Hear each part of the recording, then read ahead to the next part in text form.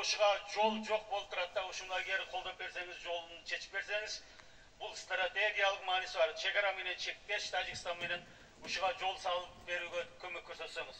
Үчүнчү маселе, Карабак айылда 2000 адамга эсептелген суу түтүүгө кичинелик кылып атат. Бүгүнкү күндө 8000 адам жашап, 2 күн суу бар, 6 күн суу жок болуп калып атат туугандар. Ошого Садыр Нургузоевич бир көмөк көрсөтсөңүз.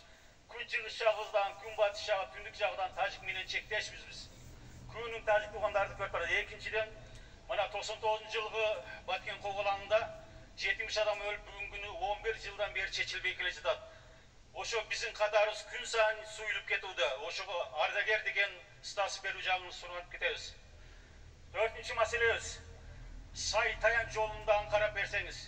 5-нчи маселебиз ушу сизге мен Дубайда жолугуп суранган эдем, 22 километрде 4 айыл маселеси чечилди. Ошо чечилди. Баткен элин атынан ыраазычылык билдиребиз. Минтрансқа жана сиздин командаңызга бардыгыңызга ийгилик.